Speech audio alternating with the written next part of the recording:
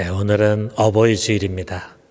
여러분의 부모님들과 또 우리 교회의 어르신들에게 우리 하나님 아버지의 큰 은혜와 축복이 넘치고 여러분의 삶의 건강함과 또 평강이 가득 차기를 우리 주님의 이름으로 축원합니다. 저희 쪽으로는 어머님만 지금 살아계시고요. 저희 집사람은 부모님이 다 살아계십니다. 그런데 저희 어머님과 우리 장인어른이 나이가 똑같으십니다. 지금 89세이신데 우리 장로님이 최근에 갑자기 큰 수술을 받게 돼가지고 저희가 급히 서울에 올라가서 장인어른을 모시고 내려왔어요. 그래서 한 2주 정도를 저희 집에서 같이 이제 지내게 됐습니다. 몇 년 전만 해도 저희 장인어른이 굉장히 건강하신 분이었기 때문에 아주 오래오래 사실 것이다 생각이 됐습니다. 운동도 열심히 다니시고 또 매일 밖에 나가서 친구들 만나시고 이렇게 활달하게 사셨는데 작년에 계단을 이렇게 딛다 갑자기 정신을 잃으셔가지고 거기서 굴르셔서 이제 다치셨어요. 그래서 이 척추 시술을 하게 되는 바람에 이제는 제대로 걷지도 못하는 갑자기 이렇게 쇠약해지신 모습을 뵙게 됐습니다. 저희들이 이제 2주 동안 같이 있으면서 많은 대화도 나누고 또 이렇게 우리 부산도 이제 또 이렇게 같이 모시고 다니고 또 식사도 같이 하고 그렇게 아주 가까이서 이렇게 지내면서 좀 애잔한 생각이 들었습니다. 제가 결혼 승낙을 받기 위해서 처음 배웠을 때가 우리 장인어른 50대 초반인데 그야말로 혈기왕성하고 아주 너무 똑부러진 분이시라 사람을 굉장히 불편하게 하시는 그런 분이셨는데 그런데 이제는 그런 것들이 다 온데간데 없이 누군가 옆에서 부축해야지만 걸을 수 있는 그런 아주 유약한 노인이 되셨습니다. 혼자서 씻는 게 굉장히 어려워가지고요. 제가 이번에 오셨을 때 한 2번을 목욕을 시켜드렸어요. 그랬더니 너무 좋아하시더라고요. 우리 장인어른을 보면서 미래의 저를 보는 것 같았습니다. 저에게도 언젠가 그런 시간이 올 것입니다. 어쩌면 우리 사위가 저를 부축하고 그리고 저를 목욕시키는 그날이 올지도 모르겠다. 그런 생각을 가졌습니다. 그렇습니다. 여러분, 우리 모두가 가는 길입니다. 여기에 나이 많으신 어르신들은요, 다 우리보다 조금 더 일찍 그 길을 가시는 분이십니다. 사람마다 누구나 다 서로 다른 색깔의 삶을 살아가고 있죠. 그렇지만 우리는 모두가 유아기에서 시작을 해서 청소년, 청년, 장년, 그리고 마지막으로 노년에 이르는 그런 공통된 여정을 걸어가고 있습니다. 지금은 우리가 인생 한 100년 여정이다 이렇게 이제 이야기를 해도 다 고개를 끄덕거릴 거예요. 그런데 이제 이 자리에 지금 한 20대 청년들은 150년 인생살이 아마 이렇게 이야기를 하게 될지 모르겠습니다. 그 유명한 유발 하라리라고 하는 사람은요, 사피언스라고 하는 책에서 앞으로 50년 이내에 우리 인간의 수명이 무한대로 늘어날 것이다. 모든 병과 죽음을 이겨내는 의학으로 발달할 것이다. 이렇게 이야기하는데 과연 그렇게 될지 모르겠습니다. 자, 그런데 이 짧지 않은 인생 여정을 우리가 어떻게 살아야 될까? 우리 믿음의 사람들은 이렇게 질문할 수 있겠죠. 그런 여정을 허락하신 하나님께서는 우리가 어떻게 살기를 원하실까? 물론 우리는 하나님 나라에 속한 백성으로 다시 세상으로 파송이 돼서 거기서 하나님의 일을 하고 그의 뜻을 이루도록 하는 사명을 받은 사람들이에요. 그렇지만 여러분, 하나님은 우리를 그의 일을 이루는 그런 막대기와 도구로만 써버리는 그런 분이 아닙니다. 그의 자녀들의 인생 여정 그 하나하나를 하나님 귀하게 여기십니다.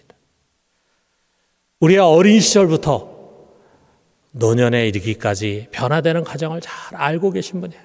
우리가 성경 읽어보면 성경에 나오는 그 인물들을 볼 때 참 하나님께서 그들의 어릴 때부터 늙어 죽을 때까지 여정을 섬세하게 인도하는 것을 우리가 보게 되지 않습니까? 한 해 한 해, 아니 하루하루의 삶을 인도해 가십니다.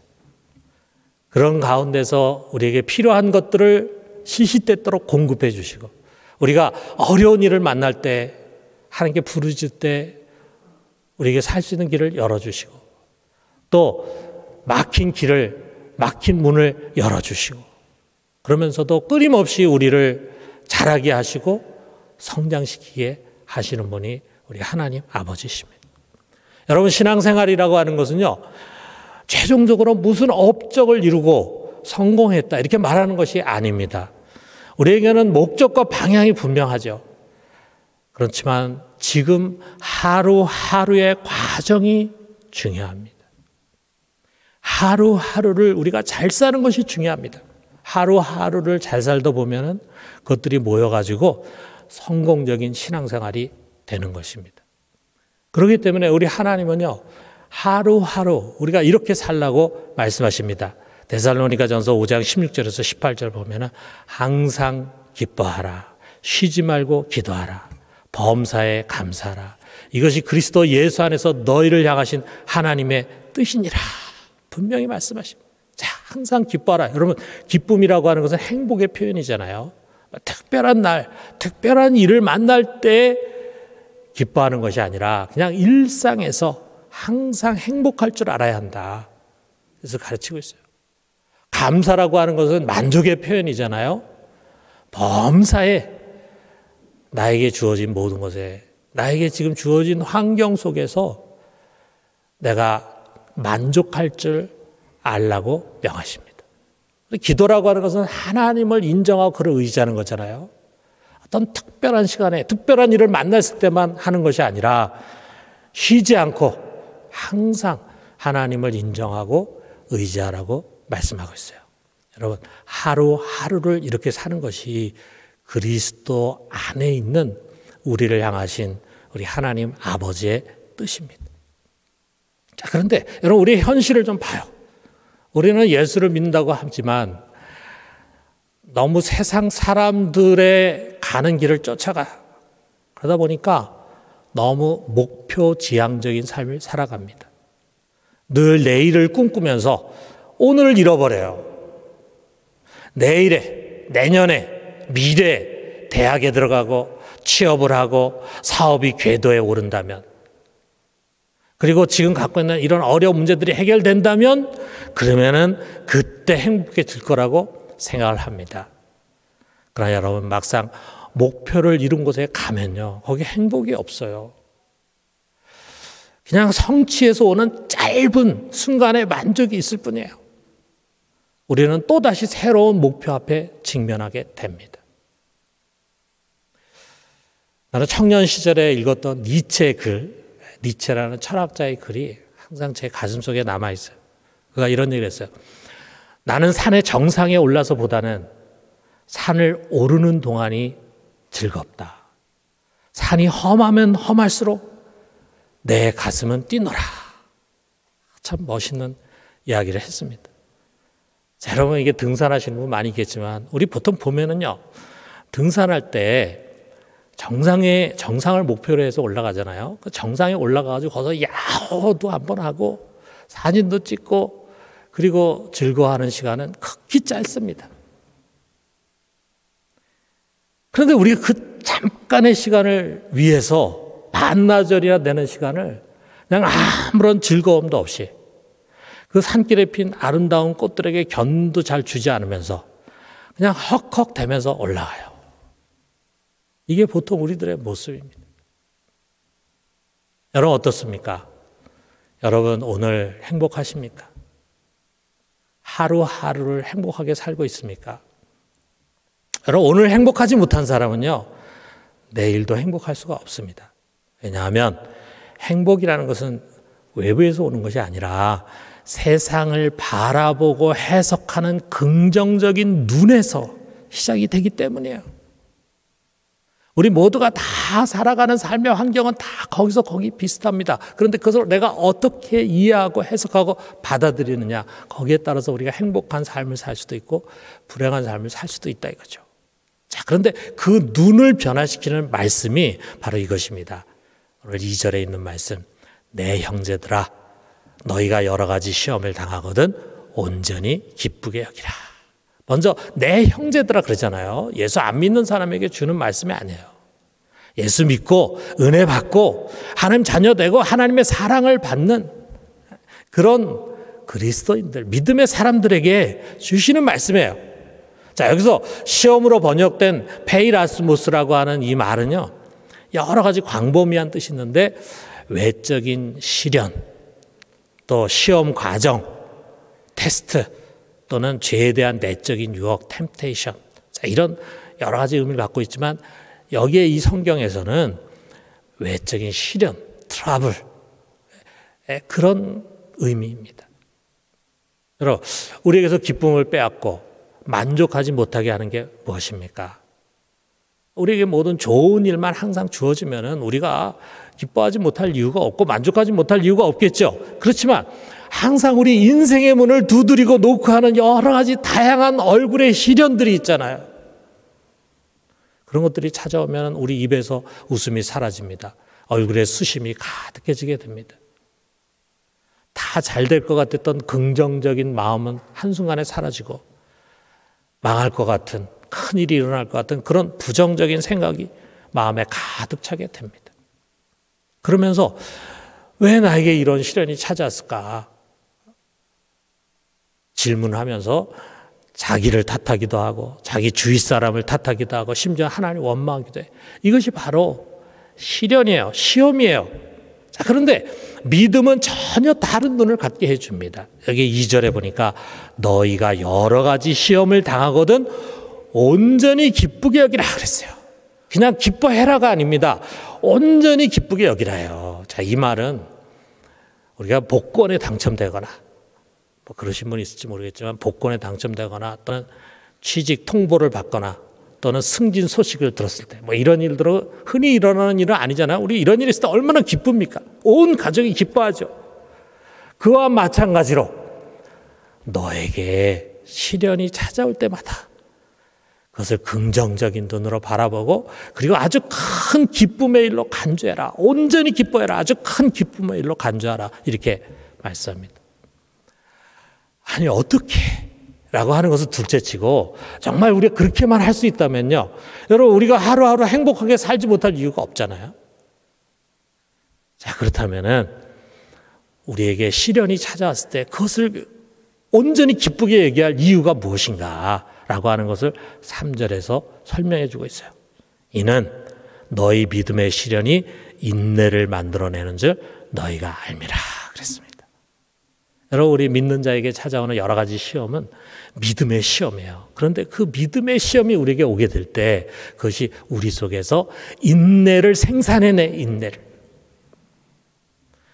마치 인내라고 하는 그런 작품을 위한 재료와 같은 것이 바로 믿음의 시련이라 이거죠. 자, 여기서 이 인내, 휘퍼모네라고 하는 말은 참을성, 인내 이런 뜻이기도 하지만 여기서 보다 정확한 뜻은요, 시련과 어려움에도 불구하고 흔들리지 않는 견고함, 그런 뜻입니다. 마치 모진 바람이 나무를 더 견고하게 만들어주는 것과 같다 이거죠.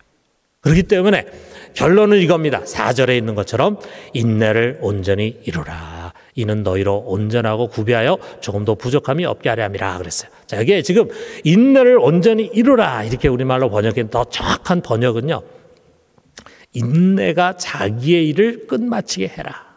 우리 영어 성경이 정확하게 번역이 돼 있어요. 인내로 하여금 자기의 일을 끝마치게 해라. 이렇게 명령을 합니다. 자, 인내가 자기의 일이 있어요. 근데 그 인내의 일이 무엇입니까? 우리 속에서 우리를 성숙하게 만들고 그 다음에 온전한 모습으로 잘 자라게 해서 우리로 하여금 부족함이 없는 사람이 되게 하는 것입니다. 자, 우리 세상에서도 인내가 없는 사람을 미숙한 사람이라 그랬잖아요. 욕망에 휘둘리고 혈기를 참지 못하고 또 말하는 혀를 잘 절제하지 못하는 사람, 아직 덜 된 사람, 미숙한 사람 얘기하잖아요. 그리고 그런 미숙한 사람을 바꾸고 성장시키는데 가장 중요한 것이 다름 아닌 인내라고 하는 것입니다. 인내의 역할이 너무 중요해. 그렇다면 그 인내가 어디서 오는 것인가? 어떻게 만들어지는 것인가? 우리 아까 얘기했어요. 믿음의 시련. 여러 가지 어려운 일들, 시련들이 인내를 만들어낸다. 여러분, 우리가 성경에서 한번 예를 한번 찾아봐요. 우리 출애굽 사건을 한번 생각해 봐요. 자, 출애굽을 이제 막 했을 때 이스라엘과 40년이 지난 뒤에 이제 가나안에 막 들어가는 그런 이스라엘. 우리가 성경에서 보면은요, 참 많이 변했다는 것을 보게 됩니다. 막 출애굽한 이스라엘의 그 모습 보면 그야말로 천방지축, 혈기등등하고 불만 불평 쏟아내잖아요. 뭐 조금만 어려운 일 있으면 모세를 원망하고 그 다음에 하나님 원망하고 막 이럽니다. 자, 그런데 그랬던 이스라엘이 40년이 지나간 다음에 보면은요, 참 어른같이 됐어요. 성숙해졌어요. 무엇이 그들을 그렇게 만들었습니까? 광야에서의 수많은 시험들입니다. 그것이 그들로 하여금 인내를 배우고 성장하게 했습니다. 여러분, 만약에 이스라엘이 출애굽을 한 다음에 그들이 원한 대로 그냥 바로 가나안 땅으로 직행했다고 한다면, 그래서 아무 어려움도 없이 그냥 바로 젖과 꿀이 흐르는 땅으로 들어갔다고 한다면 어떤 일이 일어났을까? 그 가나안에 사는 족속들과 싸우는 것도 힘들어하면서 아울러 여호와 신앙을 금방 버리고 아마 바알에게 가고 말았을 것입니다. 자, 바로 이 광야 40년의 시련과 어려움이 이스라엘에게는 힘들고 어려운 시간들이었지만, 그러나 그것이 그들을 이처럼 인내하게 하고 성숙하게 하고 믿음의 사람들로 세워준 것입니다. 그렇다면 여러분, 시련이라고 하는 것을 보는 우리의 눈이 달라져야 되지 않겠어요? 여러분, 우리들에게 찾아오는 여러 가지 다양한 시련들은요, 불행이 아닙니다. 그 시련이 내게 들어오면서 내 속에서 격렬한 전쟁이 일어나는 거죠. 그런데 그 과정에서 인내라고 하는 것이 싹트기 시작합니다. 그리고 그 인내는 나도 모르는 가운데 나를 성숙하고 온전한 사람으로 빚어가는 일을 시작합니다. 많은 시련의 과정을 거치면서 나도 모르는 가운데 이리 깎이고 저리 깎이게 돼요. 또 다져지고 또 다져지게 됩니다. 그러면서 점점 하나님이 쓸만한 아주 단단한 사람으로 변해져 가는 것입니다. 여기에 야고보는 말이죠, 3장 맨 끝부분에서 이런 말을 합니다. 너희가 알미라 그랬어요. 자, 이러한 성령의 역사라고 하는 것은 우리 신앙인이라고 한다면, 신앙생활을 제대로 하는 사람이라고 한다면 누구나 다 삶에서 경험하는 일이고, 그리고 알 수 있는 일이야. 아마 여러분 지금까지 살아오면서 지금 이 야고보서에서 주시는 말씀에 고개가 끄덕끄덕거리지는 그런 일들을 누구나 다 만나고 또 경험했을 것입니다.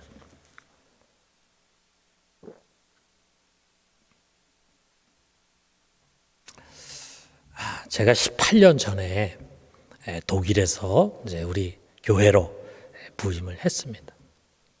제가 처음에 이제 부임해가지고 목회 처음 여기서 이제 초창기 때 우리 교인들 중에 어떤 사람들이 나를 안쓰러워하고 나를 위로해주기 위해서 저에게 그런 말을 하신 분들이 있어요. 뭐라 그러냐면, 목사님, 우리 경상도 사람들이 좀 거칠어요. 억양도 세고 성격도 괄괄하고 또 우리 교회는 유달리 센 분들이 좀 있어요. 목사님 많이 힘드시죠? 저에게 이제 그렇게 얘기합니다. 저를 위해서 하는 이야기죠. 그럼 제가 그때마다 이렇게 대답했어요. 아니요, 저는 아무렇지도 않은데요. 저 힘들지 않아요. 이렇게. 그럼 아마 그 교인들은 속으로 우리 목사님께서 속마음을 말하지 못하니까 그냥 저렇게 좋게 이야기하시는 거겠지. 얼마나 힘드시겠어. 뭐 이렇게 생각을 했을 겁니다.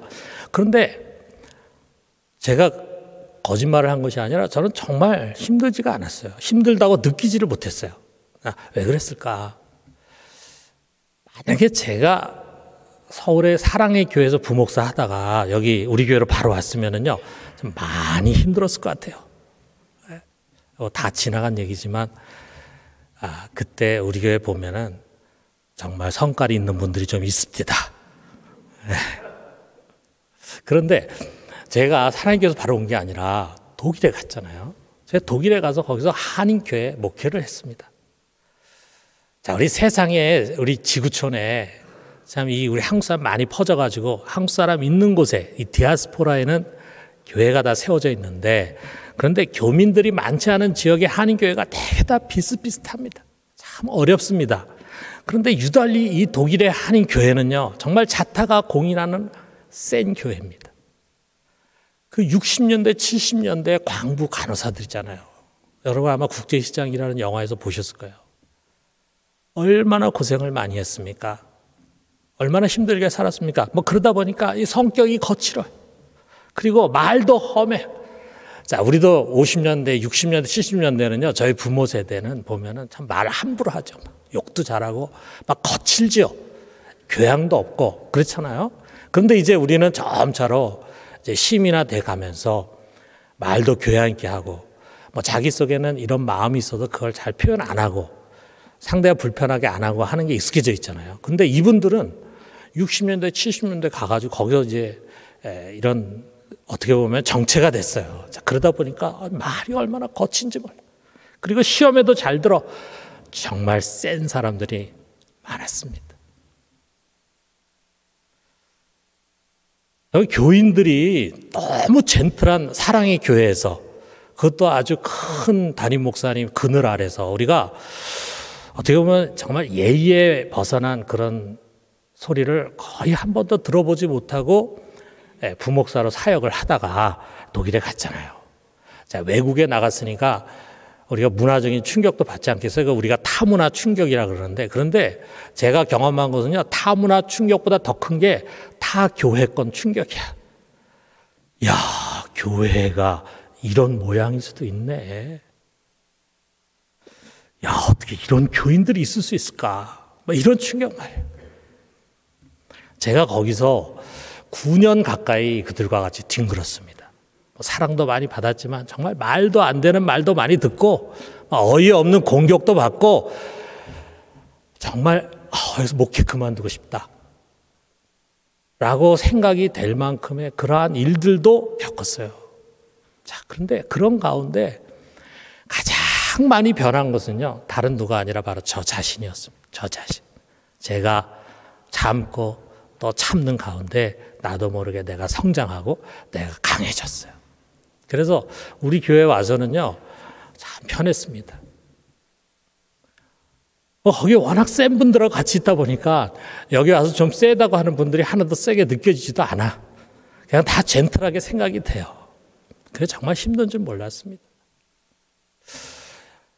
여러 가지 믿음의 시련이 말이죠. 저도 모르는 사이에 제 속에 인내를 만들어주고 맷집을 만들어주고, 그래서 저로 하여금 이제 강하게 저를 빚어가게 한 것입니다.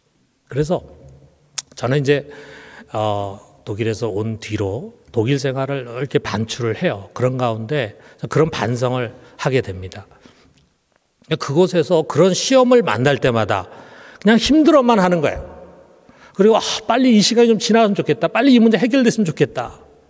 끙끙거리면서 그렇게만 했어요. 자, 그런데 이런 상상이 가요. 제가 그런 어려운 시련을 만나가지고 괴로워하고, 그리고 단식할 때마다 참 우리 주님께서 보이지 않게 이렇게 말씀하셨을 것 같아요. 최 목사야, 이건 내가 미래 목회를 잘하라고 훈련하는 거야. 지금 너의 그런 약한 모습으로는 안 돼. 너는 더 잘해야 되고 더 강해져야 돼. 그러니까 이런 시련들이 내 속에서 그런 인내의 사람을 만들어 가는 거야. 너희 꼭 필요해. 나쁜 거 아니야. 이렇게 얘기하셨을 것이라는 상상이 드는 거예요. 정말 주님이 그랬을 거예요. 제가 그때 그 음성을 정말 들었다면은 저는 제가 만난 이런 시련들을 정말 온전히 기쁘게 받아들이고 그리고 더 적극적으로 받아들인 그런 여유를 가졌을 겁니다. 뭐 한편으로는 힘들지만 다른 한편으로는 위로와 소망을 가지고 그것을 어렵지 않게 이겨낼 수 있었을 거예요. 그런데 그거를 잘 듣지 못했어요. 잘 깨닫지 못했어요. 여러분, 오늘 우리가 이 음성을 좀 들읍시다. 먼 미래, 앞으로 10년 뒤에, 20년 뒤에 그 시간 오지 않겠어요? 금방 옵니다. 그때 지금의 나를 돌아보면서 말하게 될 것입니다. 그때 내가 당했던 모든 시련들이 그게 진짜 나를 사람 만들었습니다. 그게 나를 성숙하게 만들고 온전하게 빚어가는 소중한 도구였습니다. 아마 여러분 틀림없이 그렇게 고백하게 될 것입니다. 우리가 정말 그럴 것이라고 믿는다면은 그때 가서 그것을 깨닫고 감사할 것이 아니라 그 믿음을 지금 적용시켜서 여기서 감사하고 여기서 기뻐해요. 사랑하는 성도 여러분, 우리는 푸른 초장 잔잔한 물가에 도착했을 때만 행복할 수 있는 사람들이 아닙니다. 지금 고난의 파도를 헤치는 거친 항해 가운데서도 행복할 수 있는 사람들이에요. 믿음의 형제들은 그럴 수 있는 사람들입니다. 부유하고 풍요로울 때만 행복할 수 있는 것이 아닙니다. 가난하고 궁핍해도 우리는 행복할 수 있는 사람들입니다. 시험에 낙방하고 사업에 실패하고 재산에 많은 손실을 보고 건강을 잃고 가정의 어려움을 겪는 것도 그냥 단순히 불행이고 슬퍼할 일이 아닙니다. 오히려 그것들이 우리 안에서 인내를 만들어냅니다. 그리고 우리를 성숙시켜 갑니다. 그래서 우리도 모르는 가운데 저 높고 험한 바위산을 뛰어다니는 그런 강한 사슴과 같은 신앙인을 만드는 것입니다. 사랑하는 성도 여러분, 오늘 실패했다면 여러분은 그것으로 인해서 훗날에 훨씬 더 큰 사람으로 세워지게 될 것입니다. 오늘 실패에 대해서 너무나 낙심하고 좌절하지 마십시오. 사랑하는 성도 여러분, 그러므로 우리 매일매일 항상 기뻐합시다. 모든 일에 감사합시다. 그리고 언제나 어디서나 늘 기도합시다. 그래서 우리 남은 여생 하루하루 행복한 인생 여정으로 갈 수 있게 되기를 주님의 이름으로 축원합니다.